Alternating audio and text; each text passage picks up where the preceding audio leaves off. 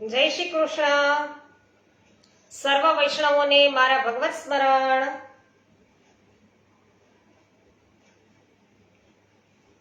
અજ્ઞાનતિમિરાન્ધસ્ય જ્ઞાનાંજન શલાકયા ચક્ષુરુન્મિલિતમેન તસ્મૈ શ્રી ગુરવે નમઃ. શ્રી ગોવર્ધન નાથ કી જય, શ્યામ સુંદર શ્રી યમુને મહારાણી કી જય, શ્રી વલ્લભાધીશ કી જય, શ્રી ગુસાઈજી પરમ દયાલ કી જય, શ્રી ગોકુલ નાથ કી જય, શ્રી હરિરાયજી મહાપ્રભુની જય.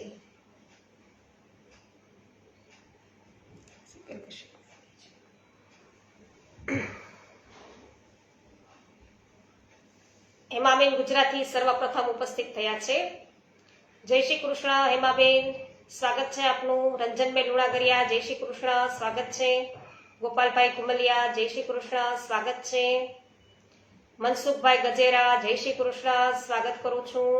પરેશભાઈ ગજેરા, જય શ્રી કૃષ્ણ, પોસ્ટ શેર કરવા બદલ આભાર.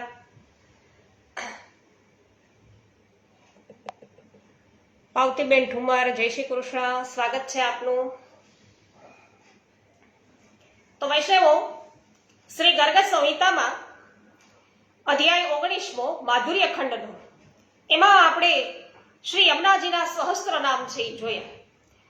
એટલે કે હું પોસ્ટ મૂકું છું અને તમારે જાતે એનો અભ્યાસ કરવાનો છે.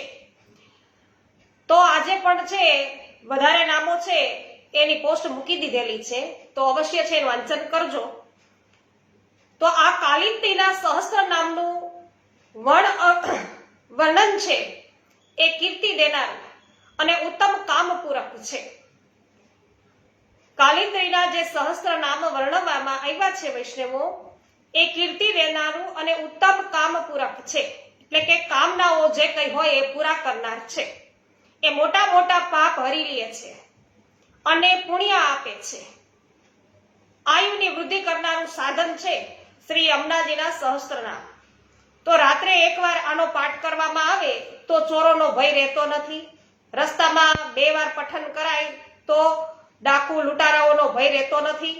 બ્રાહ્મણે એ દ્વિતીયાથી પૂનમ સુધી દરરોજ કાલિંદી દેવીનું ધ્યાન કરી અને ભક્તિ ભાવે 10 વાર આ સહસ્ત્ર નામનો પાઠ કરે તો રોગી હોય તો રોગથી એ મુક્ત થાય છે.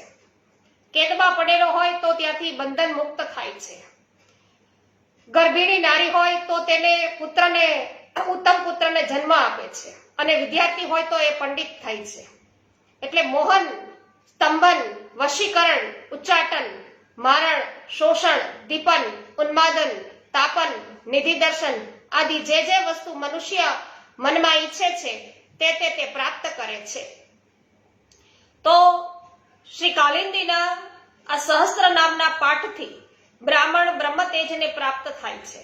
ક્ષત્રિય પૃથ્વીનું આધિપત્ય મેળવે છે. વૈશ્ય ખજાનાના માલિક થાય છે અને શુદ્ર તે સાંભળે તો નિર્મળ શુદ્ધ થાય છે.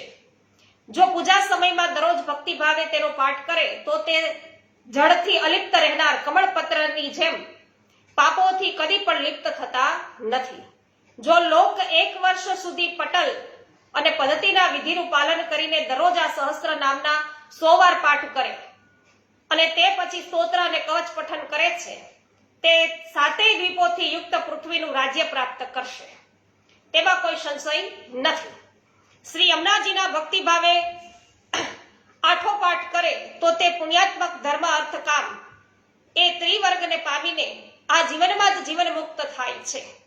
જે આ પ્રસંગનો પાઠ કરે છે તે નિકુંજ લીલાથી લલિત મનોહર તથા કાલિંદી તટના લતા સમૂહોથી વિલસિત એવા વૃંદાવનના મતવાલા ભમરાઓથી અનુનાદિત ગોલોક ધામમાં જાય છે.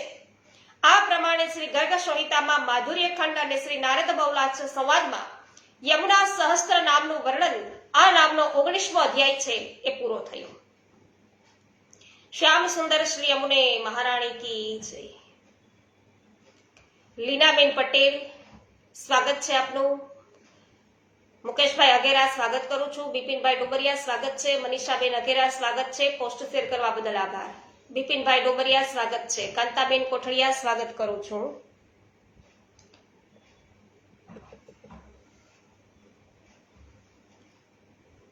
ત્યારબાદ અધ્યાય 20મો લઈએ છીએ. શ્રી નારદજી કહે છે કે હે રાજન, આ પ્રકારે શ્રી યમુનાજીના સહસ્ત્ર નામ સ્તોત્રનું શ્રવણ કરીને વીરભૂપ શિરોમણી માધાંતા સૌભરી મુનિને નમસ્કાર કરીને અયોધ્યાપુરી ચાલ્યા ગયા અને ગોપીઓના શુભ ચરિત્રનું તે તેમને વર્ણન કર્યું, જે મહાન પાપોને હરનારું અને પુણ્યપ્રદ છે. કહો હવે તમે શું સાંભળવા ઈચ્છો છો? એટલે બહુલાસ્ત રાજા કહે છે કે હે બ્રહ્મન, મેં આપના મુખેથી ગોપીઓનું ચરિત્રનું ઉત્તમ વર્ણન સાંભળ્યું. તે સાથે યમુનાજીના પંચાંગનું પણ શ્રવણ કર્યું કે જે મોટા મોટાના પાપો છે એને નાશ કરનારું છે. સાક્ષાત ગોલોકના અધિપતિ ભગવાન શ્રી કૃષ્ણે બલરામજી સાથે વ્રજમંડળમાં તે પછી કઈ કઈ મનોહર લીલાઓ કરી તે કહો. નારદજી કહે છે કે હે રાજન, એક દિવસ શ્રી બળરામજી અને ગ્વાલ બાળોની સાથે પોતાની ગાયો ચરાવતા શ્રી કૃષ્ણ ભાંડીર વનમાં શ્રી યમુનાજીના તટ પર બાળ યોગ્ય ખેલ છે એ ખેલવા લાગ્યા.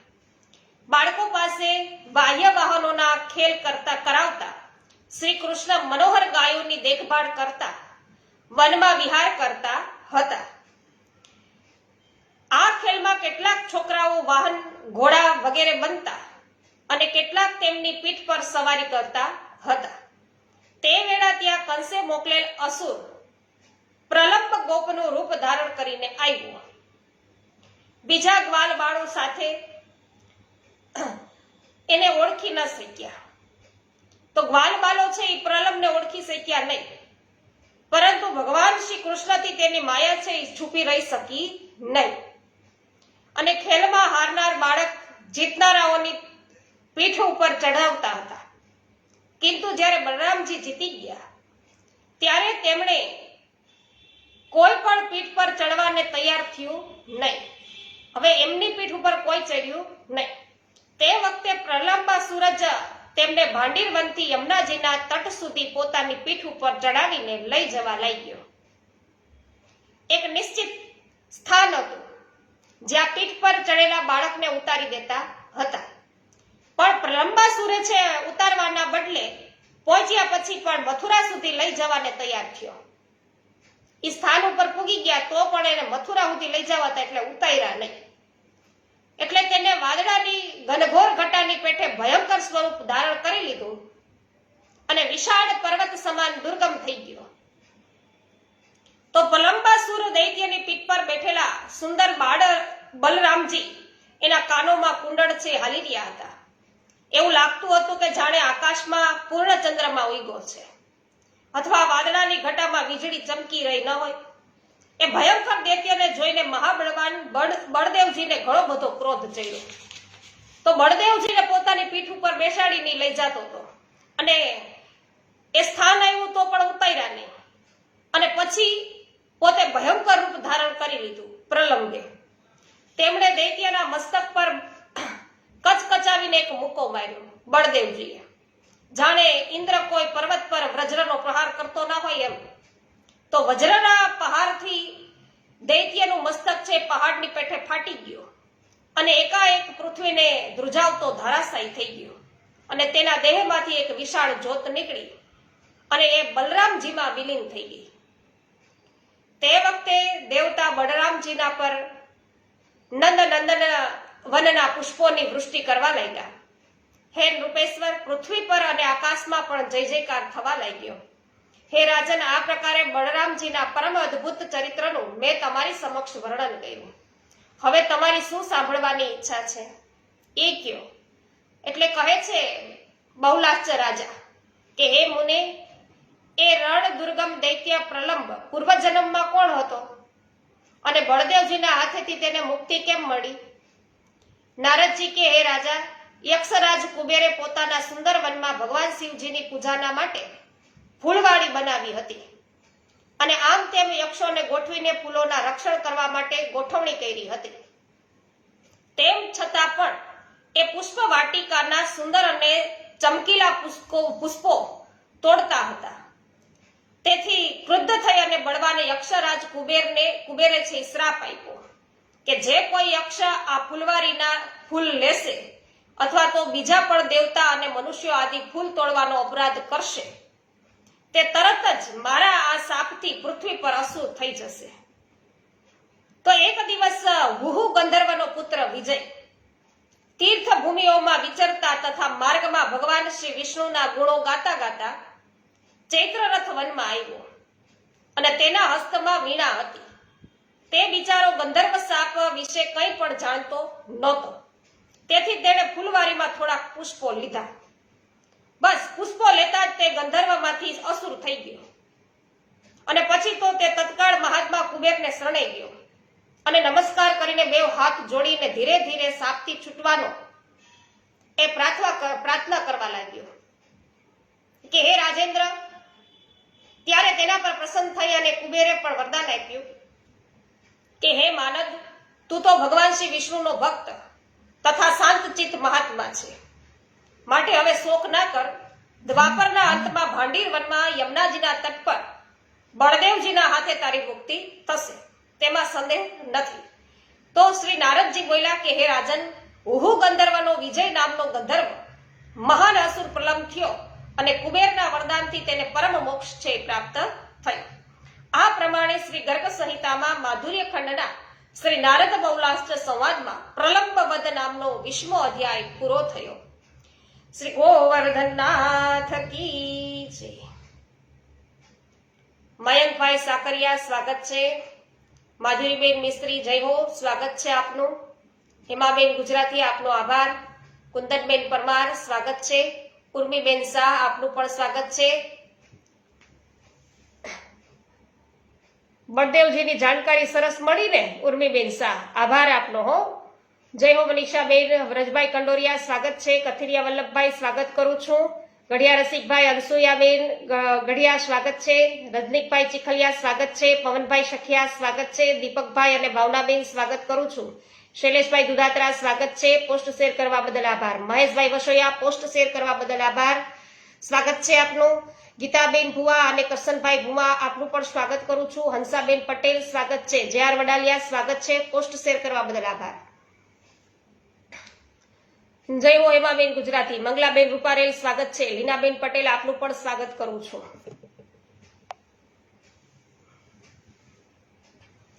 અધ્યાય 21માં આપણે પ્રવેશ કરીએ. શ્રી નારદજી કહે છે કે હે રાજન, ત્યાર પછી શ્રી બળરામ સહિત બધા ગ્વાલ બાલ ખેલ ખેલવામાં લીન થયા. પાછા બધા રમત રમવા લાગ્યા. હવે પેલી તરફ બધી ગાયો ઘાસના લોભે વિશાળ વનમાં પ્રવેશી ગઈ. બધા ગ્વાલ બાલો રમે છે અને ગાયો છે એ બીજા વનમાં ઘૂસી ગઈ. હવે તેને પાછી લાવવા માટે ગ્વાલ બાલ ઘણા વિશાળ મુંજના વનમાં પહોંચી ગયા. બાળકો છે એ પણ હવે ન્યાય ગયા. તો મુંજના વનમાં પહોંચી ગયા બાળકો. ત્યાં પ્રલયાગ્નિ સમાન મોટો દાવાનળ સળગી ઉઠ્યો. તે વખતે ગાયો સહિત સર્વ ગ્વાલ બાલ બધા એકઠા થઈ અને બલરામ સહિત શ્રી કૃષ્ણને પોકારવા લાગ્યા અને ભયથી પીડિત દુઃખી થઈ અને તેમનું શરણ લઈ અને બચાવો બચાવો એમ કહેવા લાગ્યા. તો પોતાના સખાઓ ઉપર અગ્નિનો મહાભય જોઈ અને યોગેશ્વર શ્રી કૃષ્ણ બોલ્યા કે ડરો નહીં, તમારી બધાની આંખો મીચી દો. હે નરેશ્વર, પછી જ્યારે ગોપોએ એ પ્રમાણે કર્યું, બધાએ પોતાની આંખો બંધ કરી દીધી. ત્યારે દેવતાઓની નજર આગળ ભગવાન શ્રી ગોવિંદ દેવ એ ભયજનક અગ્નિનું પાન કરી ગયા. દાવાનળ પ્રભુ પી ગયા. આમ એ મહાઅગ્નિને પી જઈને ગ્વાલો અને ગાયોને સાથે લઈને શ્રી હરિ યમુનાજીને પેલે પાર આવેલા અશોક વનમાં પહોંચી ગયા અને ત્યાં ભૂખથી પીડિત ગ્વાલ બાલ બલરામજી સહિત શ્રી કૃષ્ણને હાથ જોડીને બોલ્યા કે હે પ્રભુ, અમને ભૂખ અત્યંત સતાવી રહી છે. ત્યારે ભગવાને તેમને આગીરસ યજ્ઞમાં મોકલ્યા. એ શ્રેષ્ઠ યજ્ઞમાં જઈને નમસ્કાર કરીને નિર્બળ વચન બોલ્યા. બધા ગોપ બાળકો છે એ યજ્ઞ કરતા હતા, ન્યા પહોંચ્યા અને ન્યા જઈને બ્રાહ્મણોને કહે છે કે હે બ્રાહ્મણો, ગ્વાલ બાળો અને બલરામજીની સાથે વ્રજરાજ નંદન શ્રી કૃષ્ણ ગાયો ચરાવતા એક તરફ નીકળ્યા છે. તે સૌને ભૂખ લાગી છે, માટે આપ સખાઓ સહિત એ મદન મોહન શ્રી કૃષ્ણને માટે શીઘ્ર અન્ન છે એ પ્રદાન કરો. તો નારદજી કહે છે કે હે નરેશ્વર, આ ગ્વાલ બાલોની વાત સુણી અને બ્રાહ્મણો કાંઈ બોલ્યા જ નહીં. ત્યારે ગ્વાલ બાલ બધા નિરાશ થઈ અને પાછા આવ્યા અને આવીને બલરામ સહિત શ્રી કૃષ્ણને આ પ્રમાણે કહ્યું કે ભાઈ ત્યાં જઈને અમે બ્રાહ્મણોને તો કીધું, યજ્ઞમાં ગયા ત્યાં બ્રાહ્મણો હતા, એને બધી વાત કરી કે અમારા માટે અન્ન આપો, તો એ કાંઈ બોલ્યા નહીં, કે કાંઈ આપ્યું નહીં.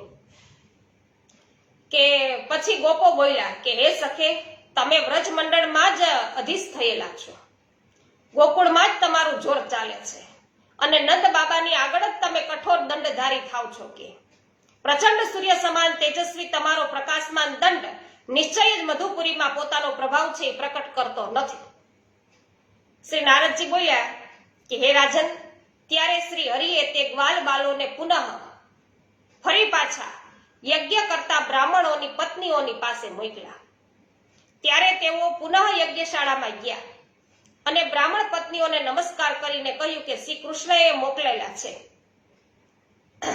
અને એમને હાથ જોડીને તેઓ કહેવા લાગ્યા કે હે બ્રાહ્મણી દેવીઓ, ગ્વાલ બાળો અને બલરામજીની સાથે ગાયો ચરાવતા શ્રી વ્રજનંદન શ્રી કૃષ્ણ અહીં આવ્યા છે, તેમને ભૂખ લાગી છે, સખાઓ સહિત તે મદન મોહનના માટે આપ સત્વરે અન્ન આપો. નારદજી કહે છે કે હે રાજા, શ્રી કૃષ્ણ ભગવાનનું શુભ આગમન થયેલું સાંભળી અને એ સર્વ પ્રિય પત્નીઓના મનમાં શ્રી કૃષ્ણના દર્શન કરવાની ઈચ્છા જાગી કે ઓહો, પ્રભુ આ બાજુ પધાર્યા છે. એટલે એમને દર્શન કરવાની ઈચ્છા થઈ. તેમણે વિભિન્ન પાત્રોમાં ભોજનની સામગ્રી મૂકી અને તત્કાળ લોકલાજ છોડીને તે સૌ શ્રી કૃષ્ણ ભગવાન પાસે ચાલી ગઈ.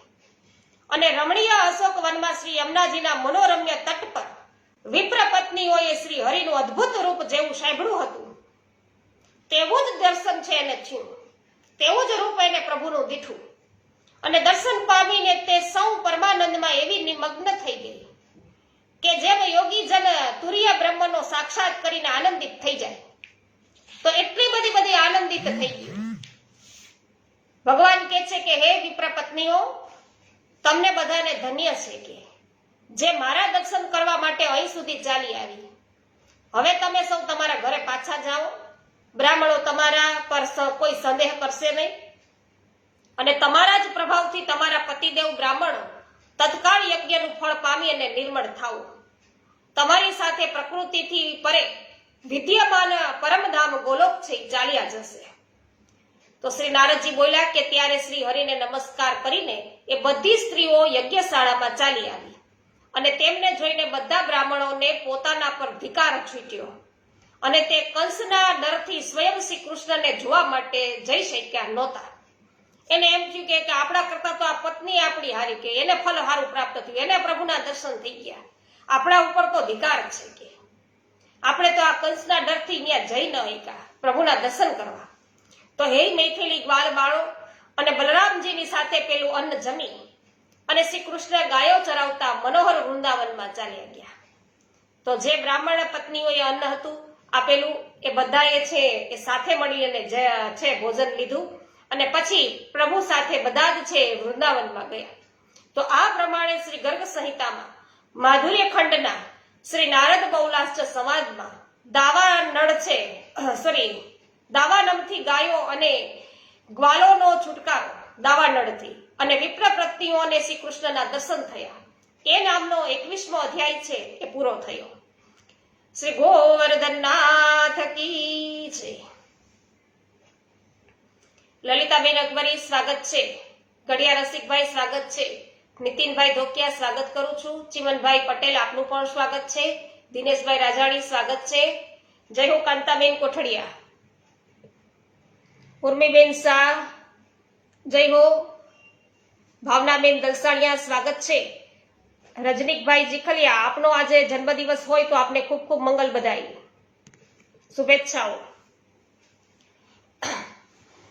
અધ્યાય 22મો લઈએ છીએ વૈષ્ણવો. શ્રી નારદજી બોલ્યા છે કે એક દિવસની વાત છે. નંદરાજ એકાદશીનું વ્રત કરીને દ્વાદશીને નિષિદ્ધ કાળમાં જ ગ્વાલોની સાથે યમુના સ્નાન માટે ગયા અને જળમાં ઉતર્યા. ત્યાં વરુણના એક સેવક તેને પકડી અને વરુણ લોકમાં લઈ ગયા, નંદ બાવાને લઈ ગયા. હવે હે મૈથિલેશ્વર, તે વખતે ગ્વાલોમાં હલચલ મચી ગઈ અને ત્યારે તે સૌને આશ્વાસન દઈ અને શ્રી હરિ એટલે કે પ્રભુ વરુણપુરીમાં પધાર્યા અને એકાએક તે નગરના કિલ્લાને ભસ્મ કરી દીધો. કરોડો સૂર્યના સમાન તેજસ્વી શ્રી હરિને અત્યંત ગુસ્સે થયેલા જોઈને વરુણે તિરસ્કૃત થઈ અને તેમને નમસ્કાર કર્યા અને તેની પરિક્રમા કરીને હાથ જોડીને બોલ્યા. શું બોલ્યા વરુણદેવ? શ્રી કૃષ્ણચંદ્રને નમસ્કાર હો. પરિપૂર્ણતમ પરમાત્મા તથા અસંખ્ય બ્રહ્માંડોનું ભરણ પોષણ કરનારા ગોલોકપતિને નમસ્કાર હો. સર્વ તેજ સ્વરૂપ આપ પરમાત્માને નમસ્કાર હો. સર્વ સ્વરૂપ આપ પરબ્રહ્મ પરમેશ્વરને નમસ્કાર હો. મારા કોઈક મૂર્ખ સેવકે આ પહેલી જ વાર આપની અવગણના કરી છે, તેના માટે આપ મને ક્ષમા કરો. હે પરેશ ભૂમન, હું આપને શરણે આવ્યો છું. આપ મારું રક્ષણ કરો, રક્ષા કરો. શ્રી નારદજી કે, હે રાજા, આ સુણીને પ્રસન્ન થયેલા ભગવાન શ્રી કૃષ્ણ નંદજીને જીવિત લઈ અને પોતાના બંધુજનોને સુખ આપીને વ્રજ મંડળમાં પાછા ફર્યા અને નંદરાજના મુખેથી શ્રી હરિનો આ પ્રભાવ સાંભળીને ગોપી અને ગોપ સમુદાયે નંદનંદન શ્રી કૃષ્ણને એવું કહ્યું કે, હે પ્રભુ, જો આપ લોકપાલોથી પૂજિત સાક્ષાત ભગવાન છો તો અમને શીઘ્ર જ ઉત્તમ એવા વૈકુંઠ ધામના દર્શન છે એ કરાવો, વૈકુંઠ લોકના દર્શન કરાવો, એમ બધાએ કીધું. ત્યારે એ બધાને લઈને શ્રી કૃષ્ણ વૈકુંઠ ધામમાં ગયા અને ત્યાં તેમણે જ્યોતિર્મંડળની મધ્યે વિરાજમાન પોતાના સ્વરૂપનું તે બધાને દર્શન આપ્યું. તો તેમને સહસ્ત્ર ભુજાઓ હતી. કિરીટ અને કટક આદિ આભૂષણોથી તેમનું સ્વરૂપ ઓર ભવ્ય જણાતું હતું. શંખ, ચક્ર, ગદા, પદ્મ અને વડમાળાથી વિભૂષિત હતા. અસંખ્ય કોટી સૂર્યોના સમાન તેજસ્વી સ્વરૂપથી તે શેષનાગની શૈયા પર પોઢેલા હતા અને ચમર ઢોળતા તેમની આભા ઓર દિવ્ય છે માલુમ પડતી હતી. બ્રહ્માદિ દેવતા તેમની સેવામાં રહેતા હતા અને તે વખતે ભગવાનના ગદાધારી પાર્ષદોએ તે ગોપી ગણોને સીધા કરીને તેમની પાસે પ્રણામ કરાવીને તેમને પ્રયાસપૂર્વક દૂર ઊભા કર્યા અને તેમને ચકિત જોઈને પાર્ષદ એવું બોલ્યા કે, અરે વનચરો, ચૂપ થઈ જાઓ, અહીં પ્રકૃત્વ આપો ને, ભાષણ ના કરો. શું તમે ક્યાંય શ્રી હરિની સભા જોઈ છે ખરી? કે અહીં સર્વના પ્રભુ દેવાદિદેવ સાક્ષાત ભગવાન સ્થિત રહે છે અને વેદ તેમના ગુણગાન કરે છે. આ પ્રમાણે શિખામણ દેતા ગોપો હર્ષથી પ્રફુલ્લિત થઈ અને ચૂપચાપ ઉભા રહ્યા.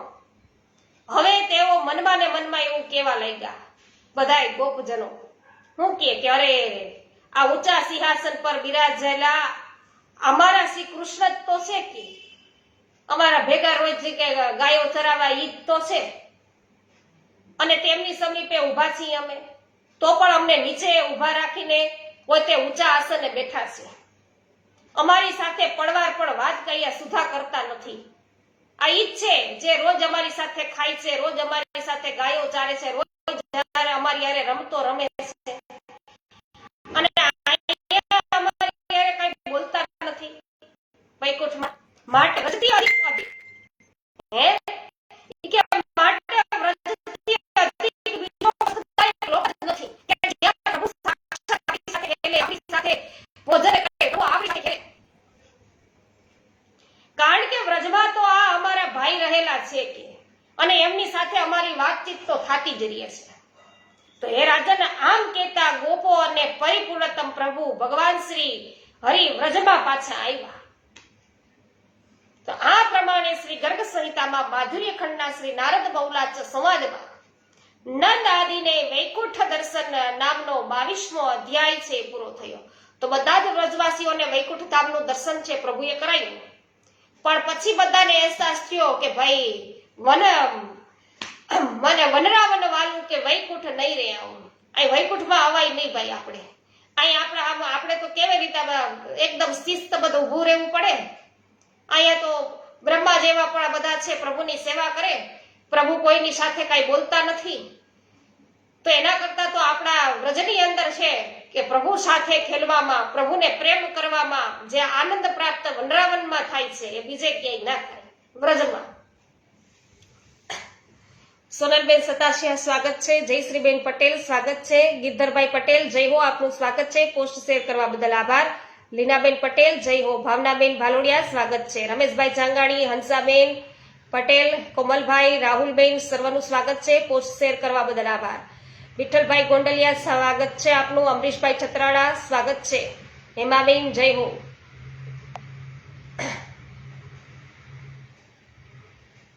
અવાજ કપાય છે એમ કાંતાબેન કે છે. વૈષ્ણવો, તમને એવું લાગે છે કે મારો અવાજ કપાય છે?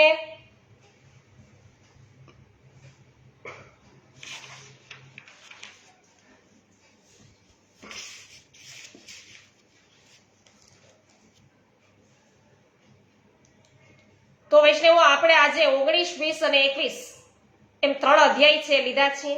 19મા અધ્યાયની અંદર શ્રી અમનાજીના સહસ્ત્ર નામોનું વર્ણન છે, જે વૈષ્ણવો તમારે પોતાએ વાંચવાનું છે. જેની પોસ્ટ હું છે આજે પણ મૂકી છે, કાલે પણ મૂકીશ, જ્યાં સુધી પૂર્ણ ન થાય ત્યાં સુધી. તો અવશ્ય છે એનું પઠન કરી લેજો. બરાબર છે ને? વાંધો નહીં. તો આવતીકાલે 22મા અધ્યાયની આપણે શરૂઆત કરીશું. સરસ, નથી કપાતો, કરશનભાઈ કે છે. શ્રી ગોવર્ધનનાથ કી જય.